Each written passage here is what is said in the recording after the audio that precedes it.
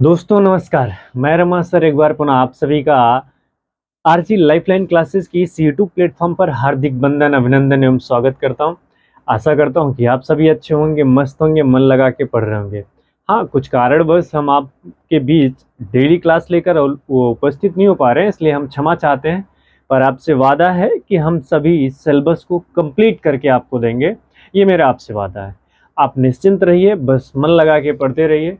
आने वाले दिनों में हम आपके बीच डेली उपस्थित रहेंगे। तो चलिए आइए हम शुरुआत करते हैं। हम जहाँ तक की बात कर लें, लाइव प्रोसेस में हम लोगों ने सर्कुलेटरी सिस्टम पढ़ रहे थे, और उस सर्कुलेटरी सिस्टम में ओपन क्या है, ओपन सर्कुलेटरी सिस्टम क्या है, क्लोज सर्कुलेटरी सिस्टम क्या है, कि कौन कितने प्रकोष्ठ वाले होते हैं, इन सब पे चर्चाएं कर ली थी। आइए आज हम बात करते हैं उनमें से एक टॉपिक लेते हैं, हम हार्ट हृदय की बात करते हैं। पढ़ क्या रहे थे हम लोग? पढ़ रहे थे परिसंचरण तंत्र।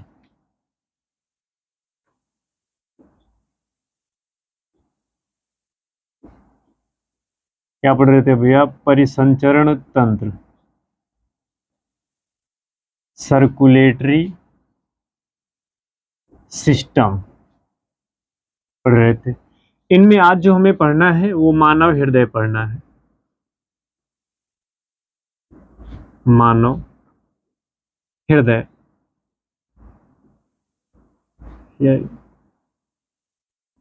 चलिए जैसा भी लिखा जा रहा है, मानव हृदय यानी कि ह्यूमन हार्ट की बात करते हैं हम। मानव हृदय, ह्यूमन हार्ट के बारे में बात करते हैं। चलिए देखिएगा, हम लोगों ने जितना पढ़ा था उसी के आगे कंटिन्यू करते हैं, बड़े इत्मीनान से, बड़े सौम्य तरीके से।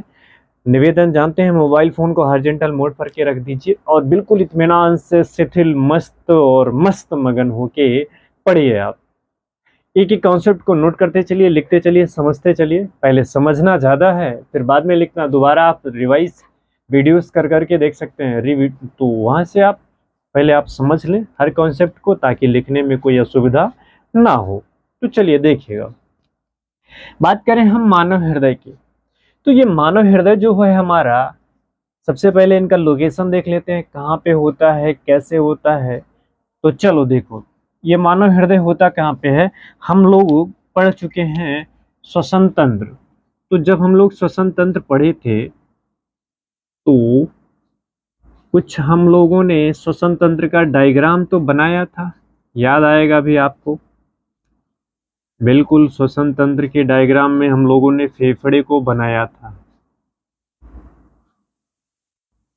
फेफड़े को हम लोगों ने, श्वसन तंत्र का डायग्राम आपको बिल्कुल याद आएगा, और हम लोगों ने फेफड़ा बनाया था कि हमारा फेफड़ा। अब ये जो धसा हुआ भाग है इसमें, इसको हम लोगों ने लिखा था कार्डियक खांच, या कार्डियक नोक कहते हैं हम, खांच। ठीक, अब यही कार्डियक जो खांच है ना भैया, कार्डियक नोच, नोज भी लिखा जाता है, नोच या कार्डियक खांच। इसी कार्डियक खांच में, अच्छा, हृदय को जो पढ़ा जाता है, जिसमें जो अध्ययन करता है उसे हम कार्डियोलॉजिस्ट कहते हैं, और कार्डियक में अध्ययन किया जाता है, जो अध्ययन करता है उसे कार्डियोलॉजी कहते हैं। तो यहाँ से इस बात को कार्डियो शब्द, हृदय के लिए कार्डियो। से लिए देखो, जो डॉक्टर होते हैं ना, हृदय हृदय के बहुत बड़े विशेषज्ञ, तो हम लेते हैं, कहते हैं ना कार्डियोलॉजिस्ट हैं ये, हृदय के बहुत बड़े जानकार। तो चलिए हृदय के बारे में अमूमन जानकारी हम आपको अवेलेबल करा रहे हैं। तो देखो, इस तरह से हमारा फेफड़ा होता है, और ये जो धसा हुआ भाग होता है ना, इसी धसे हुए भाग में यही हमारा, ये यहीं पे हमारा हृदय होता है। ऐसे चार पालियों में, यानी कि चार चैम्बरों में बटा हुआ होता है। अब कैसे कैसे होता है, इनके बारे में देख लेते हैं।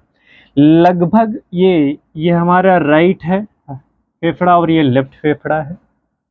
तो अब तो पहला लोकेशन हो गया कि हमारा जो फेफड़ा हो, सॉरी, जो हृदय होता है वो किस तरफ होता है, बाईं तरफ होता है। ये क्लियर हो गया। यहाँ से जब भी आपके सीने में दर्द हो, तो अगर कोई कहे भाई हमारे सीने में बहुत तेजी दर्द हो रहा है, तो आप घबराओ नहीं, पहले उससे इत्मीनान से पूछो, मान्यवर किस तरफ दर्द हो रहा है। लेफ्ट हो रहा है कि राइट। वो जब बताए आपको कि नहीं सर हमारे लेफ्ट तरफ में यानी कि बाएं तरफ दर्द हो रहा है, तो इसका मतलब कुछ दिक्कत है उसके हार्ट में अमूमन। बाकी ऐसा नहीं है कि जरूरी ही नहीं है कि वो हार्ट में दिक्कत हो, पर अगर ऐसी कोई घटनाएं समझ में तो लेफ्ट तरफ संवेदनाएं ज़्यादा बढ़ जाती हैं, संभावनाएं ज़्यादा बढ़ जाती हैं, ताकि क्यों, क्योंकि उस तरफ हार्ट भी होता है। और अगर राइट तरफ दर्द हो रहा है तो कोई बात नहीं, घबराने की कोई बहुत बड़ी बात नहीं है, बहुत आसानी से ठीक हो जाएगा इंसान। तो पहला लोकेशन लेफ्ट तरफ होता है, हृदय राइट तरफ नहीं होता, डिसीजन होता है लेफ्ट। आपने मूवी में खूब सुना होगा ना कि होता है रॉन्ग पर डिसीजन लेता है राइट ना। ऐसा कुछ नहीं है, हृदय का काम सिर्फ ब्लड पंप करना है भाई, डिसीजन लेने का काम मस्तिष्क का है। हम आप बस एक गलत फहमी में हैं कि डिसीजन हम दिल से लेते हैं, ना ना ना, बिल्कुल नहीं, डिसीजन हमेशा मानव मस्तिष्क से लिया ही जाता है। तो चलो ये लेफ्ट हो गया। आगे अगर हम बात करें, अब ये तो पूरा लेफ्ट की तरफ दिखाई नहीं रहा, देखो, क्योंकि ये इस तरह से जाए तो गा, तो देखो यहाँ पे हम लाइनिंग खींच रहे हैं, ये ऐसे देख रहे हो, कुछ भाग तो इसका बाहर जा रहा ना। तो ये जो जितना सा भाग इतना सा भाग ये जो बाहर आ रहा है, ये भाग कहाँ पे होता है, ये भाग तो भी कहाँ होगा, तो ये भाग जो होता है लिख लो भाई। अब देखो आपसे अमूमन पूछेगा, लगभग मान के चलो कि 70 से 80% भाग जो हमारा होता है ये बाएं फेफड़े में धसा हुआ होता है। बाकी देखो बीच में कुछ लाइनिंग सा मैंने छोड़ दिया, तो ये यहाँ कहाँ पे होगा, तो लिख लो भाई, इसका नाम क्या है, मेडे या स्टेमना, सॉरी मेडिया स्टेनम। बीच में जो ये भाग, ये वाला भाग देख रहे हैं ना, ये जो बीच में बचा हुआ भाग है इसी में है, तो आधा भाग मीडिया स्टेनम भाग में, मीडिया स्टेनम भाग यहाँ से यानी कि 30 से 20%, ऐसे लिखो 20 से 30%, 20 से 30% जो हमारा हृदय का भाग होता है वो कहाँ पे होता है, मीडिया स्टेनम भाग में होता है। और बाकी 70 से 80% का भाग हमारा हृदय कहाँ पे होता है, तो क्या लिखोगे भैया, बाएं फेफड़े में। फेफड़े के अंदर नहीं होता, बाएं फेफड़े के कार्डियक खांच में धसा हुआ भाग जो होता है, कार्डियक नोज, वहां पे पाया जाता है। अब इसका और एक लोकेशन देखो जो हमारा, अब ये भी बात पहचान लो, हमारे शरीर में कितनी जोड़ी पसलियां पाई जाती हैं, हमारे शरीर में कितनी जोड़ी पसलियां पाई जाती हैं, तो आप कहोगे सर 22 जोड़ी पाई जाती हैं ना। जो ये पजरे जैसी होती है ना, ये आप अगर ऐसे चेक करोगे अपने, तो यहाँ पे देखो ऐसे कुछ भाग ऐसे, ये ऐसे ऐसे हड्डी ऐसे दिखती है ना, कितनी जोड़ी पाई जाती है, 22 जोड़ी पाई जाती है। अब हृदय का लोकेशन बता रहा हूँ, इस 22 जोड़ी में भी देख लो आप, 22 जोड़ी में ये ऊपर से, मान लो ये ऊपर से चल रहे हैं हम, तो पहला आप छोड़ दो, ये दूसरा भाग यानी कि सेकंड से, दूसरे वाले नंबर से लेकर के 2 3 4 5 6 छठे नंबर तक, इन्हीं इतनों के बीच में हमारा हृदय भी रहता है। अब देखो, क्योंकि ऊपर से सबसे पहले पसलियों के द्वारा इनको हमें सुरक्षा दी जाती है, हड्डी है, चेस्ट है, तो इस जो हड्डी है, हड्डी के नीचे जो हमारा फेफड़ा, फेफड़े के पास में ही कार्डियक खांच में, कार्डियक नोज में ही हृदय होता है। तो आपसे पूछे मानव हृदय में किन से किन पसलियों के बीच हमारा हृदय होता है, तो अब आप चेक कर लो, सेकंड पसलियों से छठी नंबर की पसलियों तक हमारा क्या पाया जाता है, मानव हृदय पाया जाता है। उम्मीद है कि चित्र से आप समझ लिए होंगे, कोई दिक्कत आपको नहीं आई होगी। कहाँ से, तो ये लिखो, ये सेकंड नंबर से लेकर के, सेकंड से लेके 6 तक, इन के बीच पसलियों में, सेकंड से शुरू हो रहा है 6 पे आके खत्म हो रहा है, इन्हीं के बीच में मानव हृदय पाया जाता है।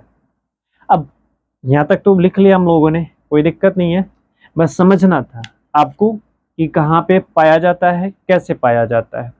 आगे बात करें, ये आपको थोड़ी सी जानकारी दे रहा हूँ ताकि आप ये लिखना, आपको पेपर में लिखना नहीं होगा, इस बात को ध्यान में रखो, अपने नोट्स में तो लिख लो आप, पर आपको ये पेपर में लिखना बिल्कुल नहीं है, आपकी जानकारी के लिए मैं बता दे रहा हूँ। चलो आगे चलें, कि आपको ये बताना नहीं है कि मैं ये आपको जानकारी रहे, मान लो कोई आपसे पूछ ही लिया, तो हाँ, ये तो बताना होगा कि बाएं फेफड़े में धसा हुआ भाग कार्डियक नोज पे, कार्डियक नोज जो होता है कार्डियक खांच में, वहाँ हृदय स्थित होता है। और कुछ भाग कहाँ पे होता है, मीडियास्टेनम में होता है। मीडियास्टेनम का मतलब ये वाला हिस्सा मीडियास्टेनम।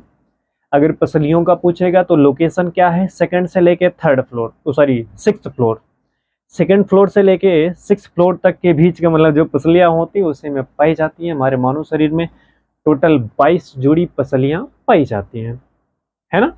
तो यहाँ तक तो आप लिख नोट कर लिए होंगे। आगे बात करें हम, चलो अब देखो, ये तो हमने आपको लोकेशन बता दी इन्हें ना। अब देखो लिखोगे कैसे इनके बारे में, अगर आप ऐसे शॉर्ट फॉर्म में लिखने की कोशिश कर लो तो चलो देखो लिख देते हैं हम ना। हाँ अभी लिख लेते हैं हम लोग, पहले अभी और कुछ समझ लेते हैं फिर एक साथ लिखना शुरू करेंगे। चलो अभी नहीं लिखते हैं, सब समझा दे मानव हृदय के बारे में। अब देखो बात क्या आती है, मानव हृदय हमने देखा कहाँ कहाँ पे स्थित है। अब बात आती है मानव हृदय की। तो जो हमारा हृदय होता है ये 4 चेम्बरों में विभाजित होता है। इन बात को आप खूब बखूबी ध्यान रखें। मानव हृदय 4 चेम्बरों में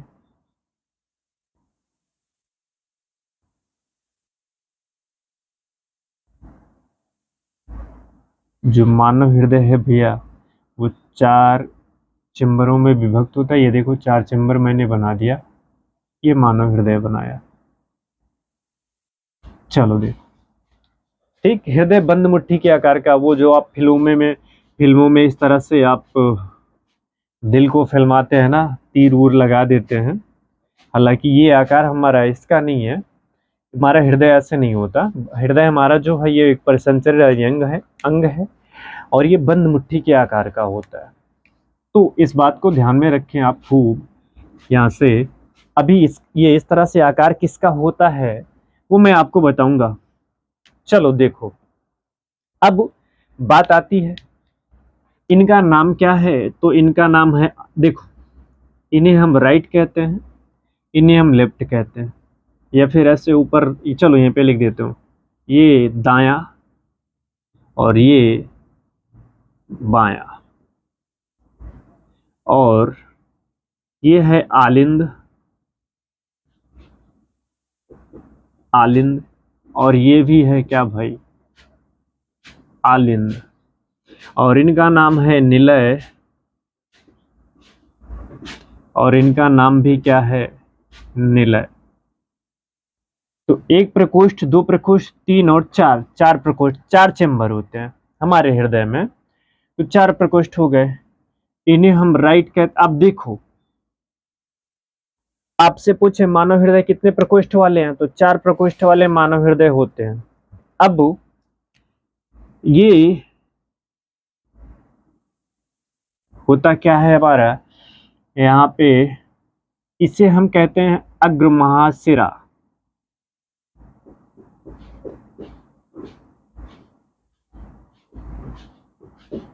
अग्र महाशिरा, और इसी में, इसी आलिंद में जाके पश्च महाशिरा नीचे से, जैसे देखो मान लो सपोज दैट ये सपोज दैट हमारा हृदय है ना। अब सपोज दैट की बात कर रहा, समझा रहा हूं आपको। ये मानो कि हृदय है, यहाँ पे ये तो देखो ऐसे इंटर कर गई ये अग्र महाशिरा। लेकिन जो पश्चिम महाशिरा है ना, मेरा हाथ देखो, मेरा हाथ पश्चिम महाशिरा ऐसे यहाँ से होते हुए जाएगी, फिर ये ऊपर से आके एक उंगली देखो, मेरी एक उंगली आके यहाँ पे इंटर कर रही ऐसे। लेकिन हम दिखाएंगे कहाँ से, यहाँ से ऊपर तो दिखाएंगे नहीं, इसीलिए दिखा देते हैं यहाँ से ऐसे होके जाएगी, ऐसे ऊपर आएगी, यहाँ से ऐसे खुली हुई आती है। बात समझ गया ना, ये जाएगी ऐसे नीचे से और ये ऊपर से ऐसे जाके पीछे से, लेकिन यहाँ पे हम दिखा नहीं पाएंगे पीछे से। तो इसलिए पश्चिम महाशिरा को हम दिखाते कहाँ पे हैं, तो यहाँ क्या दिखाते हैं भैया, इसे हम कहते हैं पश्चिम महाशिरा, महाशिरा। अब एक बात और आती है, ये तो हो गया अग्र महाशिरा, एक हो गया पश्च महाशिरा। और अब जरा सुनना, यहां तक तो कोई दिक्कत नहीं आई। इसी में हृदय के पीछे से ही यहां से, अब इसी की बात करें ऐसे, हाँ ऐसे में देख लो आप, हृदय से पीछे से भाग से एक लगा होता है, जो ये भी सिरा ही है, निलय नहीं है, सिरा ही है। इसमें हृदय का रक्त हृदय में ले जाने का काम करता है। अब देखो समझो जरा काम क्या है। उस दिन हम लोगों ने पढ़ा था ना, सिरा और धमनी। सिराओं में हमेशा अशुद्ध रक्त बहता है। सिराओं में क्या बहता है? अशुद्ध रक्त। मैं यहाँ पे लिख देता हूं, सिरा मतलब क्या होगा? अशुद्ध रक्त।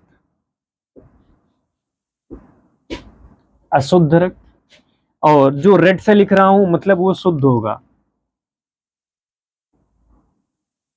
धमनी शुद्ध रक्त। अब देखो ऐसे समझना, जो बहुविकल्पी का प्रश्न बनेगा उसको बता रहा हूं। अग्र महाशिरा, पश्च महाशिरा, और ये भी एक सिरा ही है ना। तो अब सिरा इसमें लगा है, सिरा का मतलब यहां से अशुद्ध रक्त आएगा, और ऐसे ये वाली जो नली देख रहे हो ना पश्च महाशिरा, ये पीछे से जाके ऐसे यहाँ पे होके आएगी, और ये भी ये पीछे ऐसे यहाँ से जाएगा, और ये ऊपर से भी यहाँ पे ही होके आएगा, अंदर से ही पीछे से ही ऐसे यहाँ पे घुस जाएगा, ये पीछे से ऐसे ही घुस जाता है इस पे भी। तो ये सब सिराएं हैं। सिराओं में बहता क्या है? अशुद्ध रक्त। अशुद्ध रक्त का मतलब हो गया कि इसमें ये बी ऑक्सीजनित है, कार्बन डाइऑक्साइड गैस मिला हुआ है, यही तो है। अब देखो ये जो अग्र महाशिरा है इसका काम क्या है? हमारा हृदय है, यहाँ पे हृदय का एक भाग निचला सिरा होता है, हृदय का एक भाग ऊपरी सिरा होता है, दो सिरा है। अब सुनना जरा बहुत गौर से, ये जो हृदय का महाशिरा है ना, ये हृदय का महाशिरा करता क्या काम है? अग्रशिरा ऊपर की तरफ है, पूरे हमारे शरीर का नहीं, हृदय के ऊपरी सिरा जितना भी होगा, हृदय यहाँ पे है, यहाँ से ऐसे लगा लो, इसके ऊपर का जितना हिस्सा, ये सब गले वाले मस्तिष्क के हमारे ना, कान नाक नाक जीभ त्वचा जितने भी मतलब यहाँ पे हैं, जितने भी अंग हैं, इन सब में से जो अशुद्ध रक्त है वो कौन लेके जाएगा? कौन लेके जाएगा? अग्र महाशिरा। तो हृदय के ऊपरी वाले भाग का, हृदय के ऊपरी हिस्से का सभी अशुद्ध ब्लड कौन लेके आ रहा? अग्र महाशिरा। तो अब आपके मन में आएगा, अब आपके मन में एक आएगा, हाँ यहाँ पर भी देखें हम एक और सिंबल बना, चलो अग्र महाशिरा लेके आएगा, ये तो हो गया। अब कहोगे सर जब ये ऊपर का लेके आ रहा है तो नीचे का भी तो कुछ होना चाहिए ना, नीचे की भी तो कुछ व्यवस्था हो, जो हमारे सर का ब्लड, अगर हमारे सर का ब्लड हृदय तक आएगा तभी तो फिल्टर होगा ना। तो बहुत सही सोचा आपने, बिल्कुल। वो पश्च महाशिरा है। पश्च महाशिरा क्या करता है? हमारे हृदय के निचले हिस्से के सभी अशुद्ध रक्त को हृदय तक लाने का काम कौन करता है? पश्च महाशिरा। कोई दिक्कत? हृदय के ऊपरी हिस्से से सभी अंगों से ब्लड लाने का काम कौन करता है? कौन सा ब्लड लाएगा? अशुद्ध रक्त। और ये पश्च महाशिरा भी क्या लाएगा? अशुद्ध रक्त। और ये अग्र महाशिरा भी दाएं निलय में खुलता है, पश्च महाशिरा भी दाएं निलय में खुलेगा। और ये जो हृदय कपाट है, वो इस सिरा की बात कर लें, ये भी सिरा जो हृदय का रक्त हृदय में लेके जाता है। ऐसे छोड़ो, अच्छा इनको ज्यादा कंफ्यूज होने की बात ही छोड़ दो, इनको हटा ही देते हैं, ज्यादा ठीक होगा ना। ये भी लेके जा रहा, खुलेगा कहाँ पे? आलिंद में। तो अब देखो आपसे पूछेगा मानव हृदय के किस भाग में अशुद्ध रक्त रहता है? तो मानव हृदय के दाएं आलिंद, दाएं निलय में अशुद्ध रक्त रहता है। क्यों? क्योंकि यहाँ पे लगता है एक त्रिवलनी कपाट। क्या लगता है भैया? त्रिवलनी कपाट। ये इस तरह से एक वाल होता है, यहाँ पे लगता, अभी बताएंगे। इस वाल से होकर के जो हमारा रक्त है वो इसमें इंटर करता है। नाम क्या है? त्रिवलनी कपाट है। अभी लिखते पढ़ते आगे चलते। हृदय के ऊपरी हिस्से का ब्लड लाने का काम, ये निचले हिस्से का ब्लड लाने का काम। अब इसमें आ गया ब्लड, सभी अशुद्ध रक्त आ गए। अब ये अशुद्ध रक्त किससे खुलेगा? जो त्रिवलनी कपाट है ना, कौन सा कपाट? त्रिवलनीय कपाट। ये श्रीवल्ली नहीं, याद रखना, त्रिवलनी। त्रिवलनीय कपाट जो होता है, ये इसका नाम है भाई त्रिवलनी कपाट। तो आपसे पूछेगा त्रिवलनी कपाट का नाम यही है, देख लो मैंने एरो से बता दिया। अब आपसे पूछेगा, क्या पूछे आपसे? त्रिवलनी कपाट जो है, क्या पूछ ले आपसे? त्रिवलनी कपाट काम क्या करती है? ये दाएं आलिंद से जो ब्लड है उसको दाएं नीले में जाने का रास्ता कौन देता है? त्रिवलनी कपाट ना। अब यहां से एक नली निकली होती है जिसका नाम, हाँ बहुत आसान से समझना, जिसका नाम क्या होता है? जिसका नाम होता है फुफ्फुस धमनी। यहां से क्या निकली होगी भाई? यहां से एक रास्ता बनेगा, निकलेगा, एक रास्ता बनेगा, निकलेगा, और इस रास्ते का नाम क्या होगा? क्या नाम होगा?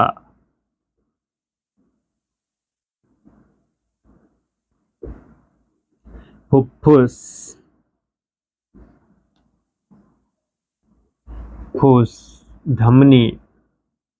हमने उस दिन ही बताया था, असेप्शन है, लिखा तो है धमनी लेकिन बहता क्या है? अशुद्ध रक्त। तो फुफ्फुस धमनी। अब ये फुफ्फुस धमनी आगे ब्लड को, अशुद्ध रक्त को लेकर जाएगी। यहाँ पे देखो, जरा समझने की कोशिश करना। यहाँ पे हमारा क्या होता है भाई? हमारा फेफड़ा मिलेगा आपको। क्या मिल जाएगा? मानो ऐसे यहाँ पे हम बना देते हैं हमारा फेफड़ा।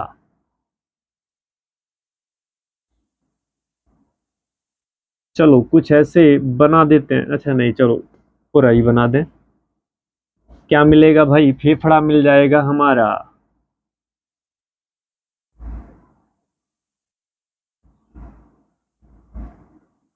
ना, अब इस फेफड़े के अंदर नहीं होके जाएगा ये। फेफड़े के कुछ ब्लड वेसल्स होती हैं, वो इनसे मिल जाएंगी। अब इसमें फेफड़े में क्या है?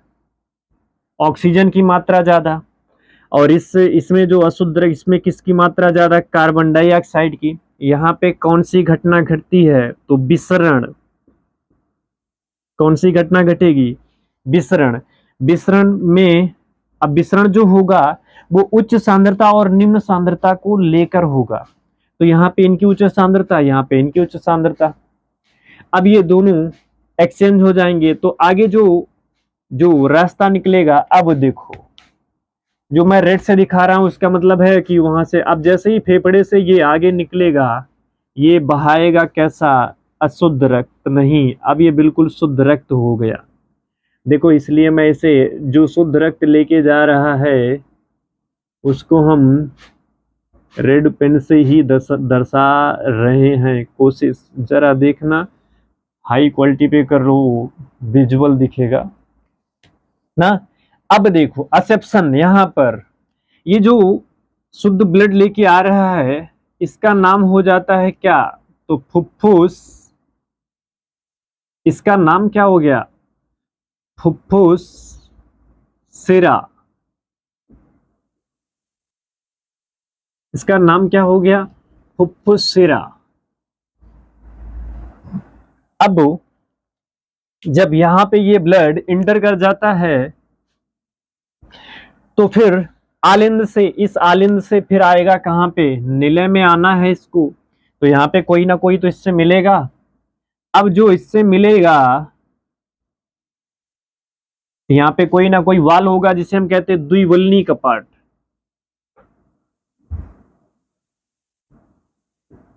द्विवल्नी कपाट ना। अब यहाँ पे ये रक्त किसमें इंटर करेगा? बाएं नीले में। देखो रेड रेड से कर रहा हूं। अच्छा, रेड इसमें भी, यानी कि देखो जो आपको रेड लगे, ये ऐसे ऐसे रेड बना रहा हूं, ये कुछ कर नहीं रहा हूं, इसका मतलब इसमें सब में शुद्ध रक्त है। जो आपको रेड जैसा दिख रहा है इसका मतलब इनमें सभी में शुद्ध रक्त भरा हुआ। इन दो पालियों में शुद्ध रक्त है, इनमें अशुद्ध रक्त है। अब ये जो द्विवल्ली कपाट है, इन्हें मिट्रल टल भी क्या कहते हैं, मिट्रल कपाट भी कहते हैं। किस और नाम से जानते हैं, मिट्रल कपाट के नाम से भी इनको हम जानते हैं। अब देखो द्विवल्ली कपाट यहां तक लिख किया आपने। द्विवल्ली कपाट के बाद अब ये निलय आ गया। अब निलय से ब्लड को बाहर निकलना होगा तो किससे निकलेगा, तो निलय के बाद यहाँ पर एक रास्ता जो होगा पूरे शरीर में ब्लड को लेके जाता है, जिसे हम कहते हैं महाधमनी। क्या कहते हैं, महाधमनी। इससे होकर हमारे पूरे शरीर में ब्लड संचारित होता है। अब देखो जैसे जैसे हमने इसको बनाया है वैसे वैसे ही लिखना है हमें, थोड़ा सा कंसंट्रेट होके समझ लो। ये काम क्या करता है, अग्र महाशिरा, तो यहाँ पे कोड करूं, समझो इसका बस एक लाइन स्टेटमेंट लिखता हूं। चलो एक एक अच्छा अभी समझ लो, यहाँ पे फिर लिखना शुरू करते हैं। हम इनके बारे में लिखते हैं। हम अग्र महाशिरा, हृदय के ऊपरी हिस्से का सभी ब्लड दाएं आलिंद में लेके आता है। पश्च महाशिरा, हृदय के निचले हिस्से का संपूर्ण ब्लड कहाँ पे लाता है, दाएं आलिंद में लाता है। और हृदय का ब्लड हृदय में लाता है तो कौन लाता है, हृदय का ब्लड हृदय में कोरोनरी साइनस लेके आती है। बाकी अब आपसे सब आपने अशुद्ध रक्त इकट्ठा कर लिया, कहाँ पे, आलिंद दाएं में। अब दाएं आलिंद जब भर गया तो उसे अब निलय में जाना है। तो ये निलय में जब जाएगा तो इसको एक कपाट मिलेगा, और कपाट का नाम क्या होगा, त्रिवल्ली कपाट। और ये त्रिवल्ली कपाट जब खुलेगा तो ब्लड किस में आ जाएगा, दाएं निलय में। और दाएं निलय में जब संकुचन की क्रिया होगी तो ब्लड निकल के किसके पास जाएगा, फेफड़े के पास। किसके पास, फेफड़े। और ये फेफड़े में जाने के बाद क्या हो जाएगा, जो अशुद्ध रक्त आ रहा था ना, जो ये अशुद्ध रक्त इसमें आ रहा है, ये यहाँ से इनको ऑक्सीजन मिल जाएगा। और इसमें कौन सा रक्त बहेगा, तो ये रेड पेन से मैंने लाल मार्कर से जो दिखाया है, ये इसको आपको बताया मैं कि ये हीमोग्लोबिन में O2 मिक्स हो गया। अब ये ब्लड को लेके कौन जा रहा है, देखो ये जो रास्ता बना है ना, ये रास्ता है फुफ्फुस धमनी। फुफ्फुस धमनी, धमनियों में हमेशा शुद्ध रक्त बहता है, लेकिन मैंने आपको बताया कि एक्सेप्शन है कौन सा, फुफ्फुस धमनी, इसमें अशुद्ध रक्त बहता है। तो देखो ब्लैक से बनाया हूँ अशुद्ध रक्त, रेड से बनाया। अब ये फुफ्फुस सिरा, सिराओं हमेशा सिरा जो होती है वो अशुद्ध रक्त लेके आती है, लेकिन यहाँ पे फुफ्फुस सिरा कैसा रक्त लेके आ रही है, शुद्ध रक्त। और ये शुद्ध रक्त हमारे शरीर में पहुंचता कहाँ पे है, दाएं आलिंद में। दाएं आलिंद से होके फिर कहाँ पे जाता है, द्विवल्ली कपाट खुलता है, और वो कपाट खुलने के बाद कहाँ पे आता है, हमारे ब्लड निलय में आता है। और निलय में फिर होता है संकुचन, संकुचन के कारण महाधमनियों के रास्ते पूरी शरीर में हमारे ब्लड फैल जाते हैं। अब सुनना जरा, एक काम, कपाट का काम क्या होता है, तो कपाट का काम होता है रक्त की दिशा को बनाए रखना। क्या भैया, रक्त की दिशा को बनाए रखना। रक्त की दिशा को बनाए रखना ये किसका काम है, कपाट का काम। आप कहोगे सर ये रक्त की दिशा का बनाए रखने का मतलब क्या है, जैसे देखो अगर ये ब्लड आलिंद से निलय में आ गया तो सोचो आपकी निलय से आलिंद में ले जाऊं तो ये कौन नहीं जाने देगा, द्विवल्ली कपाट नहीं जाने देगा। रक्त की दिशा को बनाए रखने का काम करता है। रक्त, शुद्ध रक्त अगर बाएं आलिंद से बाएं निलय में आ गया तो फिर सोचे कि ये निलय से वापस आलिंद में चला जाए तो नहीं जाने देगा। कौन नहीं जाने देगा, द्विवल्ली कपाट। और इसमें रोकेगा, कपाट का काम यही है कि रक्त की दिशा को बनाए रखना। बात समझ गए। देखो बहुविकल्पी का प्रश्न कहां बनेगा, थोड़ा कंसंट्रेट हो, पूछेगा कि मानव हृदय के किस भाग में अशुद्ध रक्त बहता है तो बताओगे आप, दाएं आलिंद, दायां निलय ना। प्रश्न को सुनना, मानव हृदय के किस, और पूछेगा मानव हृदय के किस कपाट में अशुद्ध रक्त का संचार होता है, तो किस कपाट में, त्रिवलनी कपाट, यानी कि आधा हिस्सा शुद्ध रक्त, आधा हिस्सा क्या होता है, शुद्ध रक्त। अब देखो, हम मानव हृदय को दोहरा परिसंचरण तंत्र कहते हैं। क्यों कहते हैं? क्योंकि हमारे हृदय में 2 बार रक्त प्रवेश करता है। कैसे, वो भी देख लो। एक बार तो सभी पूरा का पूरा रक्त हमारा कहां पे प्रवेश करता है, बाएं आलिंद में, अशुद्ध रक्त। फिर द्विवल्नी त्रिवल्नी कपाट खुलता है, फिर निलय में आ जाता है। निलय से होकर देखो, अब निलय में से होकर, निलय से तो निकल गया ब्लड, निलय से ब्लड निकल गया, हृदय से तो बाहर हो गया ना।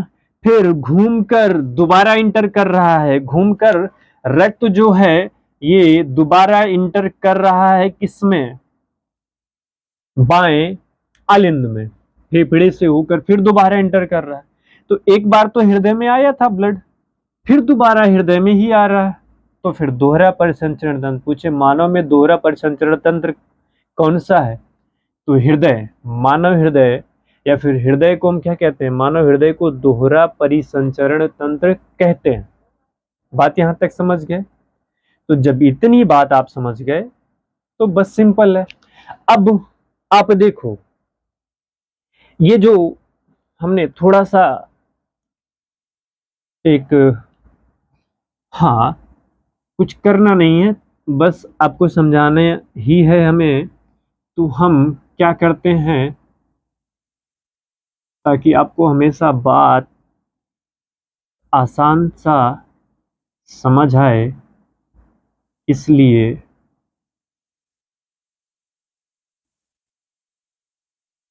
बस इतना सा करना था, मैंने कर लिया। अब आप देखो ऐसे तो आपको समझ में आ जाएगा। चलो, ये भाग आपको बड़ा दिख रहा होगा अब। क्यों? क्योंकि भाई ये एरिया अगर बड़ा नहीं होगा तो पूरे शरीर का रक्त तो यहीं आ रहा है एक बार में, तो सबसे बड़ा भाग होता है। तो आपसे पूछेगा मानव शरीर का सब, मतलब मानव हृदय में कौन सा प्रकोष्ठ सबसे बड़ा होता है, तो आप बताओगे कौन सा, आलिंद। कौन सा? दायां आलिंद, राइट निलन, ये बड़ा होता है।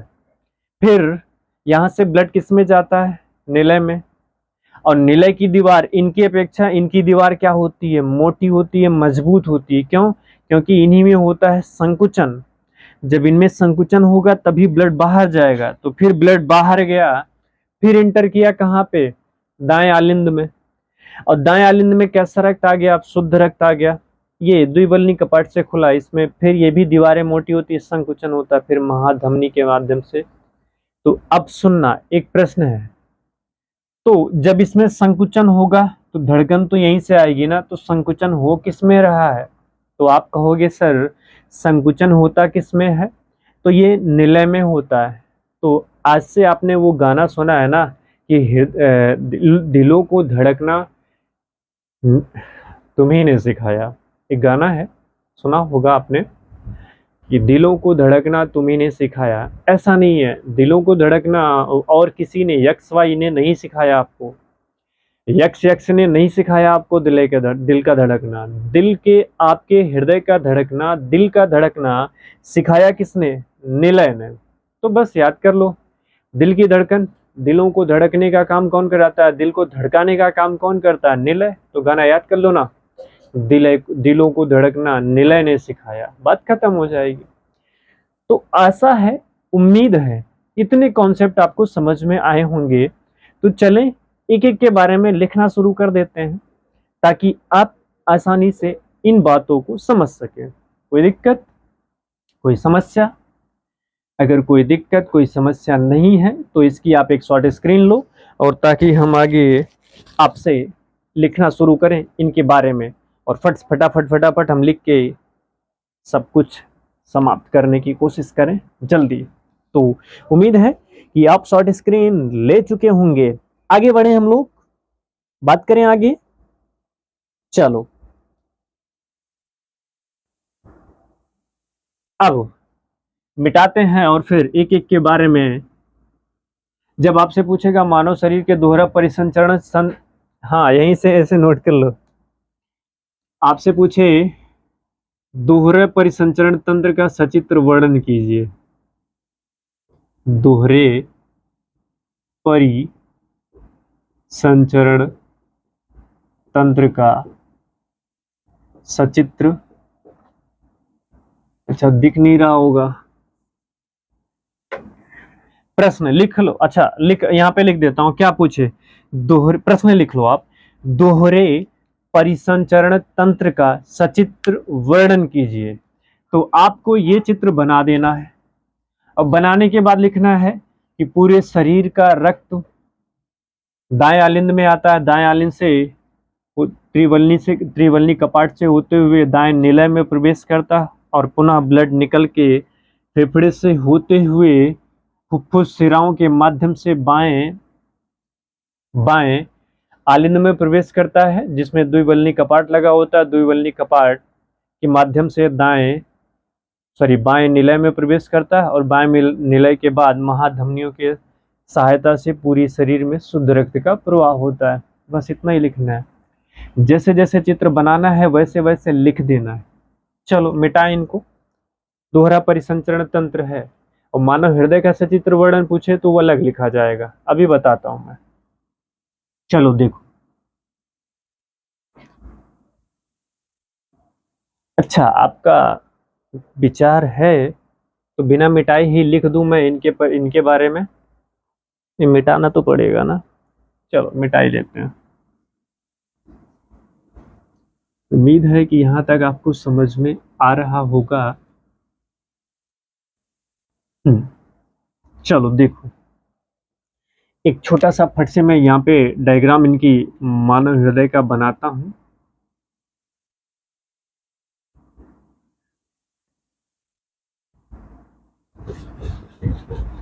मानव हृदय का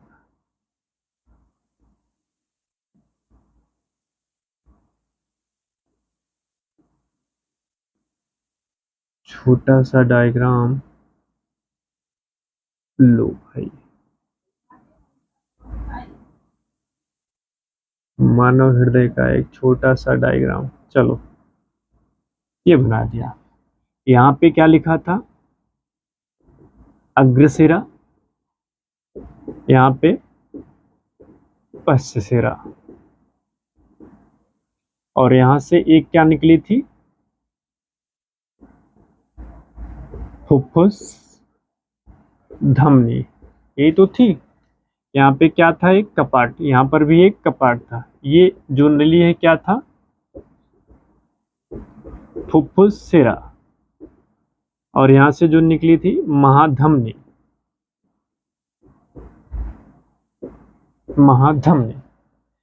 अब देखो एक एक कॉन्सेप्ट के बारे में लिख लेते हैं। अग्रशिरा,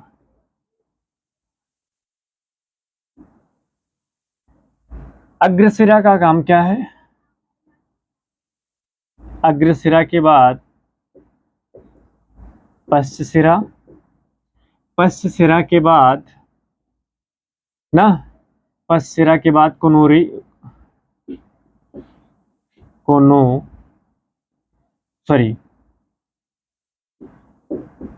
कोरोनरी साइनस,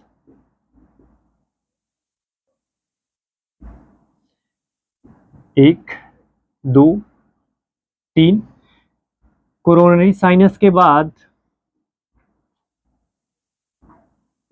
तीसरी हेडिंग आप लिख लो, त्रिवलनी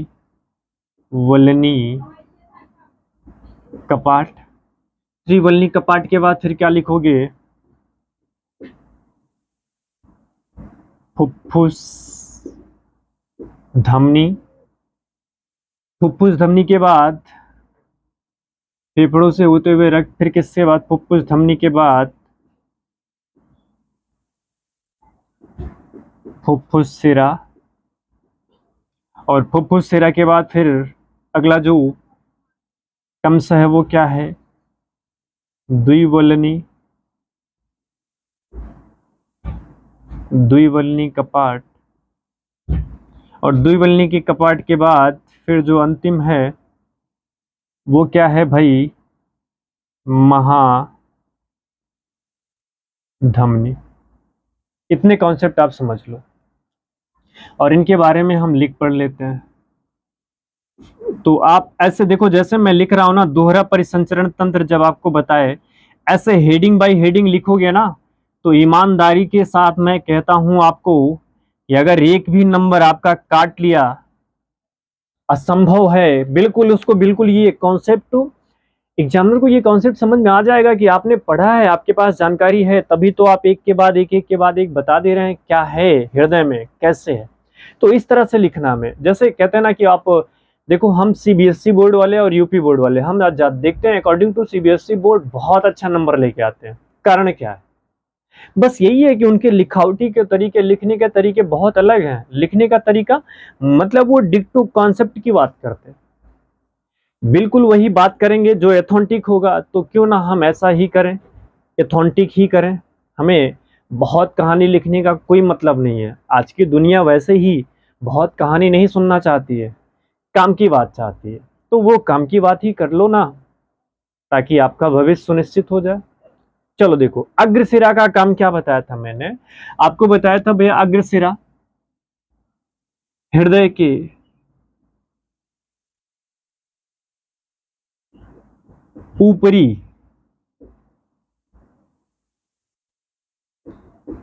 हिस्से का अशुद्ध रक्त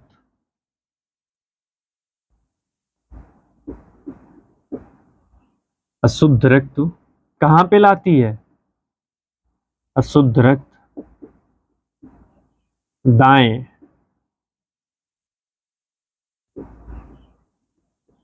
आलिंद में लाने का कार्य, लाती है, ऐसे लिख लो, लाती है। अग्र महाशिरा का काम क्या है, हृदय के ऊपरी हिस्से के अशुद्ध रक्त को दाएं आलिंद में लेके आती है। पश्च महाशिरा का काम क्या है, हृदय के, ये ऊपरी था तो ये निचले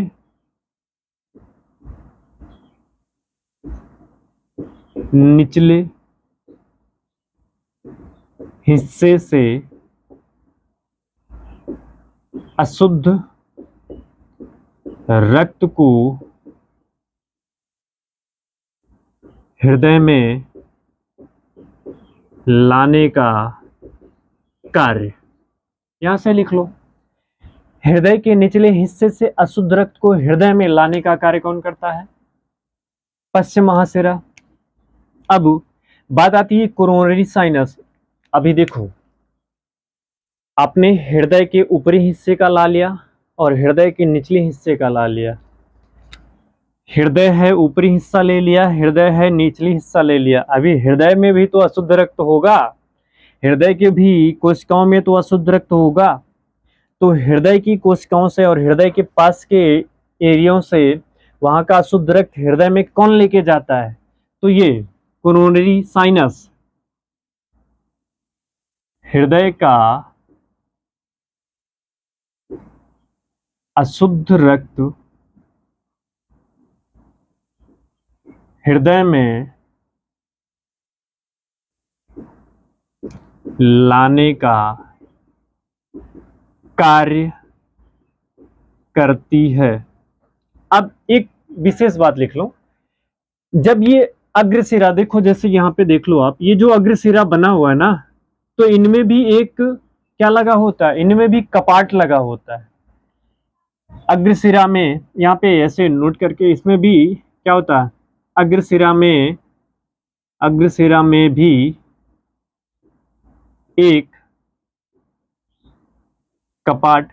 देखो आपको ये नहीं लिखना है, ये लाइन लिखना नहीं है, ये लाइन एक एक्स्ट्रा जानकारी के लिए मैं बता दे रहा हूँ। अच्छा, हालांकि लिख भी दोगे तो कोई दिक्कत नहीं होगी, लेकिन लिख लो, ये अग्रशिरा में भी एक कपाट, या ऐसे लिख लो अग्रशिरा में, अग्रसिरे के कपाट, इनमें भी एक कपाट लगा होता है, जिसका उस कपाट का नाम नाम लिख लेते हैं भाई। अग्रशिरा में हैवर्सियन कपाट लगा होता है, हैवर्सियन कपाट। अग्रशिरा में कौन सा कपाट? हैवर्सियन कपाट लगा होता है। ये अग्रशिरा यहां से इंटर कर रहा है, यहाँ पे हैवर्सियन कपाट लगा है, तभी तो अब जो ब्लड आ गया अंदर, ये बाहर ऊपर वापस नहीं जा सकता है। किन के कारण? हैवर्सियन कपाट के कारण। अब आपके मन में आएगा कि सर इसमें तो हैवर्सियन कपाट आपने बता दिया, तो क्या पश्च महाशिरा में भी तो कुछ हो सकता है कोई कपाट? तो हाँ जी हाँ, लिख लें आप, यूस्टे, उस कपाट का नाम यू स्टे कियन, यह है यूस्टेकियन कपाट। कोई दिक्कत? अब कहोगे सर इसमें भी तो कपाट होना चाहिए फिर। हाँ, कोरोनरी साइनस में भी कपाट है, तो बस इसका नाम क्या है तो लिख लो कोरोनरी वॉल, या हाँ कोरोनरी कपाट, ये नाम है इनका ना। ये एक्स्ट्रा जानकारी आप अपने पास संचित करके रखें। अब ये त्रिवलनी कपाट, अब कपाट का काम मैंने बता दिया। त्रिवलनी कपाट क्या काम करती है? त्रिवलनी कपाट बाएं आलिंद को दाएं आलिंद से दाएं निलय में, दाएं निलय में रक्त का प्रवेश द्वार। और कपाट का काम मैंने बता दिया। कपाट का काम क्या है? यहाँ पे लिख देता हूं, कपाट का काम है रक्त की दिशा को बनाए रखना। ये तो है त्रिवलनी कपाट, ये त्रिवलनी कपाट है। इस दाएं निलय से, सॉरी दाएं आलिंद से रक्त को बाएं निलय में ले जाने का काम। फुफ्फुस धमनी, फुफ्फुस धमनी ये क्या काम करती है? दाएं निलय से, दाएं निलय से रक्त को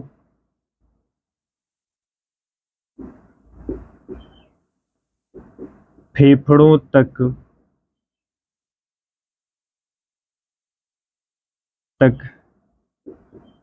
ले जाने का कार्य किसके पास है? फुफ्फुस धमनी के पास। अब आगे बात करें फुफ्फुस सिरा की। ये दाएं निलय से रक्त, देखो यहाँ से दाएं निलय से रक्त निकल रहा है, यहाँ पे फेफड़े से होते हुए फिर शुद्ध रक्त इस माध्यम से प्रवेश करता है। तो वही तो लिख रहा हूं ना मैं। अब फुफ्फुस सिरा में क्या होता है? यहां से लिखो फेफड़ों, फेफड़ों, फेफड़े, फेफड़ों, फेफड़े से शुद्ध रक्त, फेफड़े से शुद्ध रक्त फुफ्फुस धमनी, फुफ्फुस, सॉरी धमनी फुफ्फुस सिरा से बाएं आलिंद में प्रवेश करता है। ये तो है, ये सिराओं के सहायता से बाएं आलिंद में प्रवेश कर रहा है। फिर द्विवल्नी कपाट क्या है? तो ये लिखो बाएं आलिंद, बाएं आलिंद को बाएं बाएं आलिंद से, बाएं आलिंद से बाएं निलय में, बाएं निलय में रक्त का प्रवेश द्वार। अब महाधमनी तो लिख लो बाएं निलय से जुड़ी हुई धमनी है जो शरीर के सभी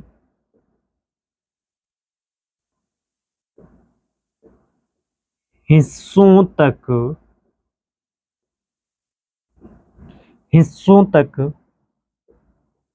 रक्त का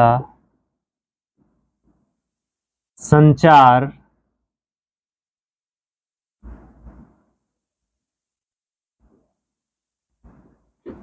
करती है ना। अब लास्ट में एक कंक्लूजन लिखना है, लिख लो यहां पे, क्या लिखोगे? इसलिए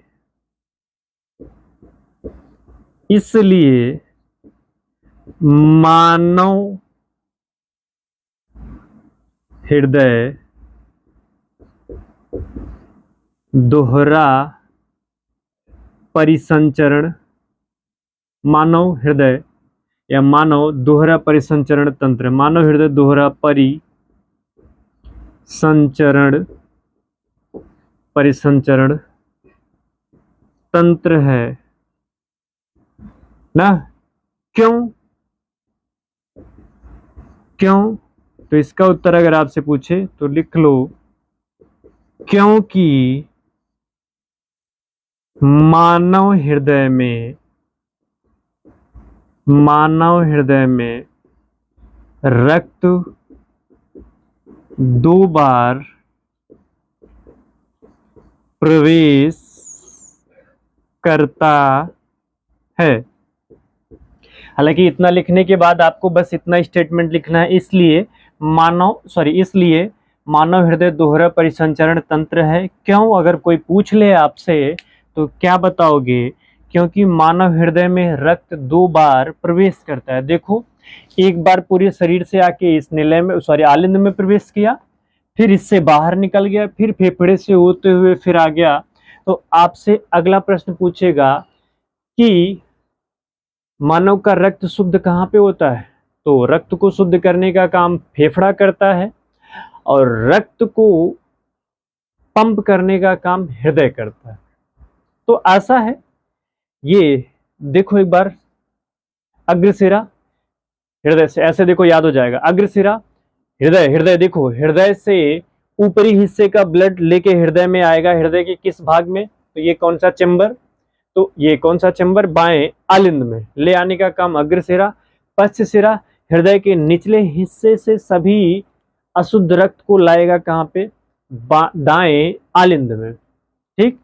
फिर तीसरी heading coronary sinus. Coronary sinus का मतलब क्या हो गया कि हृदय के ऊपर और नीचे लिख लिए, लेकिन हृदय का जो अशुद्ध रक्त है वो कौन लाएगा? तो कोरोनरी साइनस लेके आता है। फिर त्रिवलनी कपाट का काम क्या है?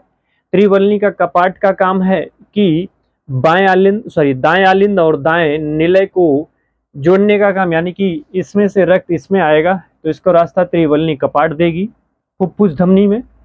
बाएं देखो लिखा है ना, दाएं निलय से रक्त को फेफड़े तक ले जाने का कार्य कौन करता है? फुफ्फुस धमनी। और फुफ्फुस शिरा फेफड़े से शुद्ध रक्त को फुफ्फुस शिराओं से बाएं आलिंद में प्रवेश कराने का काम करती है। द्विवलनी कपाट क्या है? बाएं आलिंद से दाएं निलय में प्रवेश करने का रक्त। और महाधमनी बाएं निलय से जुड़ी हुई धमनी जो शरीर के सभी हिस्सों तक शुद्ध रक्त पहुंचाती है। तो महाधमनी का काम शरीर के सभी हिस्सों तक रक्त को पहुंचाना। सबको एक बार आप नोट कर लें, और नोट करके अगर नोट नहीं कर पा रहे हैं तो लो शॉर्ट स्क्रीन ले लो, आप शॉर्ट स्क्रीन ले लो आप इसकी, और आप अपने पास इनको कलेक्ट करके संयोजित करके अच्छे से नोट्स बनाएं। उम्मीद है कि कॉन्सेप्ट आपको बिल्कुल समझ में आया होगा। बस एक ही इरादा है एक ही भरोसा है, इरादा ये है कि आपको बेहतर से बेहतर मुकाम तक ले जाना है, और भरोसा ये है कि आप बेहतर से बेहतर रिजल्ट हमें देंगे, क्योंकि आपका रिजल्ट ही हमारा क्या होगा, परम सौभाग्य होगा, और हमें बहुत उत्तेजित करेगा, और हमारे अंदर बहुत सारी पुनर्बलें आएंगी, हमारे अंदर बहुत दृढ़ शक्ति बढ़ेगी, जिससे हम आपको बहुत बेहतरीन पढ़ाने की कोशिश कर रहे हैं अपनी तरफ से। बाकी आपको कैसा लग रहा है वो कमेंट बॉक्स में बता सकते हैं, अच्छा है कि नहीं है। कॉन्सेप्ट ना समझ में आए तो कमेंट करके ज़रूर बताएं। अगर आप चैनल पे नए हो तो चैनल को सब्सक्राइब कर लें अगर समझ में आ रहा है। अगर आप सब्सक्राइब किए हैं तो आपको मोस्ट वेलकम, नहीं सब्सक्राइब किए हैं तो भी आपको वेलकम। हमारे चैनल पे आप हमें वॉच कर रहे हैं, इसके लिए बहुत बहुत शुभकामनाएं। Thank you very much. लेकिन जाते जाते एक बात है कि आप हमारे सभी वीडियोस को प्लेलिस्ट में जाकर देख सकते हैं। आगामी जल्द ही हम मैथ का सेशन आपके बीच लेके आएंगे, नाइन्थ का भी सेशन लेके आएंगे। तब तक के लिए आप सभी को बहुत बहुत धन्यवाद। मुस्कुराइए, मस्त होके पढ़िए। Thank you very much. Best of luck.